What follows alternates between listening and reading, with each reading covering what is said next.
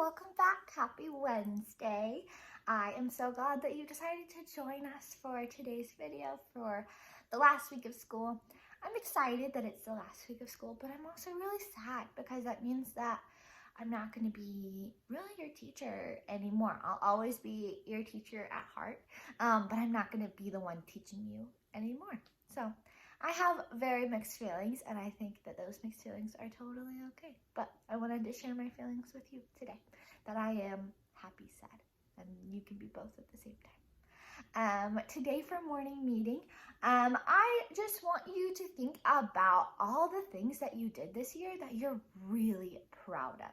You guys did really hard things, and we talked about that a lot in our class. Anytime anything was difficult, we would remind ourselves that we can do hard things. So just think, do you remember the windmills, how hard that was? Or reading can be really hard, reading new words, figuring out phonics can be really hard. Doing the right thing and telling the truth can be really hard sometimes, and you guys did such a good job. So just think about all the things that you did this past year that you are so proud of, because I'm really proud of you too. And I'm really proud of me too, because I was a first-year teacher. You guys were my first ever class, and it was a really fun year, but it was a really hard year too. So I'm proud of me, and I'm proud of you, and I hope you're proud of you too. Today for our read aloud, well, this week we're reading all books that I love, that are some of my favorite books that I never got to read to you, but I wanted to be able to read to you before school got out. So today is one of my favorite books. It is Ada Twist, Scientist. And it is by Andrea Beatty. And the illustrator is David Roberts. And it is, it says it's not an AR book, but I would be surprised, so I would go double check. It's still a great book regardless. Okay.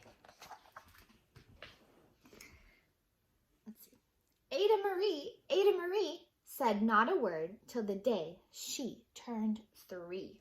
She bounced in her crib and looked all around, observing the world, but not making a sound. She learned how to climb and make her big break with a trail of chaos left in her wake.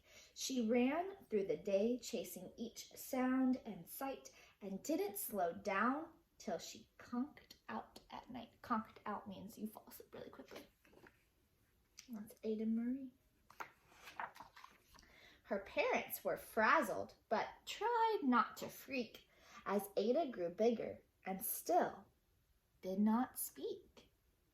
Clearly, young Ada, with lots in her head, would have something to say when it ought to be said.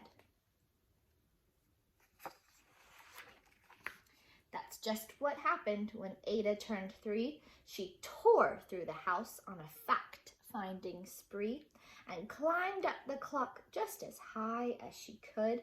Her parents yelled, "Stop!" as all good parents would. Ada's chin quivered, but she did not cry. She took a deep breath and simply asked, "Why?" That was her first word. Why does it tick? And why does it talk? Why don't we call it a granddaughter clock? Why are these pointy things stuck to a rose? Why are there hairs up inside of your nose? She started with why, and then what, how, and when. By bedtime, she came back to why once again. She drifted to sleep as her dazed parents smiled at the curious thoughts of their curious child, who wanted to know what the world was about. They kissed her and whispered, "You'll figure it out." Some of you are very curious too.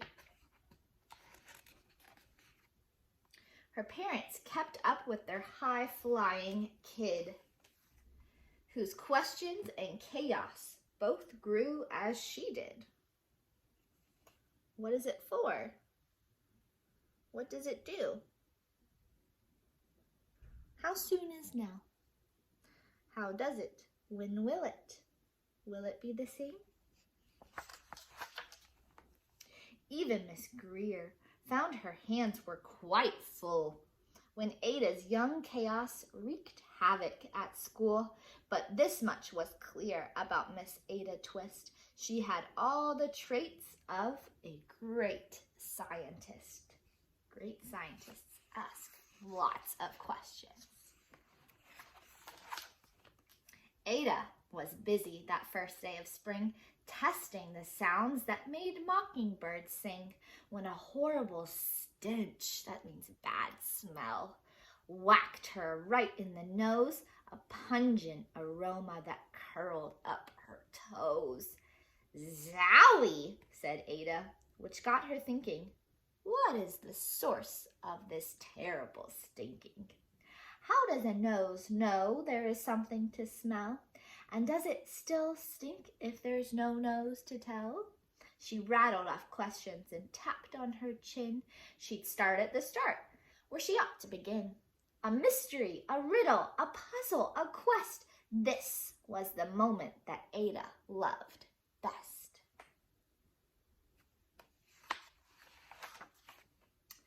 Ada did research to learn all she could of testing and smells, both the stinky and good. One hypothesis Ada thought could be true. The terrible stink came from Dad's cabbage stew. She tested and tested, but soon Ada knew it was time to come up with hypothesis 2. So was she right the first time? Nope. Did that stop her? Nope. Then zowie! The stink struck again, just like that. Hypothesis 2, it's caused by the cat. The cat couldn't make such a stink on its own. It needed perfume and some fancy cologne. So young Ada tested. The test was a flop. She started again, but her parents yelled, "Stop!" Ada Marie, to the thinking chair. Now, by the time we count to 3. Enough, said her mother. That's it, said her dad. Her parents were frustrated, frazzled, and mad. Why? Ada questioned. Her mother said, no. What? Ada queried. Her father said, go. You've ruined our supper. You've made the cat stink. Enough with your questions. Now sit there and think. She looked at her parents. Her heart turned to goo. Poor Ada Twist didn't know what to do.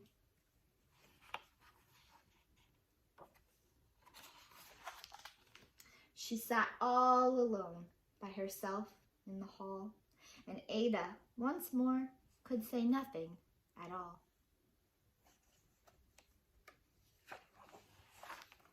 And so Ada sat, and she sat, and she sat, and she thought about science and stew and the cat and how her experiments made such a big mess. Does it have to be so? Is that part of success? Are messes a problem? And while she was thinking, what was the source of that terrible stinking? Ada Marie did what scientists do. She asked a small question, and then she asked 2. And each of those led her to 3 questions more, and some of those questions resulted in 4. As Ada got thinking, she really dug in. She scribbled her questions and tapped on her chin. She started at why, and then what, how, and when. At the end of the hall, she reached why once again. So scientists have more questions than answers. Her parents calmed down, and they came back to talk. They looked at the hallway, and they just had to gawk. No patch of bare paint could be seen on the wall. The thinking chair now was the great thinking hall. They watched their young daughter and sighed as they did. What would they do with this curious kid who wanted to know what the world was about? They smiled and whispered, we'll figure it out. And that's what they did, because that's what you do when your kid has a passion and heart that is true. They remade their world. Now they're all in the act of helping young Ada sort fiction from fact. She asks lots of questions. How could she resist? It's all in the heart of a young scientist. So now her whole family's asking questions. And as for that smell, what can Ada Twist do but learn all she can with her friends in grade 2? You're about to go into grade 2. Will they discover the stink that curls toes? Well, that is the question, and someday, who knows? So she never actually figured out the answer to the stink. The end. All right, well, I hope you enjoyed our book for today. I will see you tomorrow on Thursday. Bye, guys.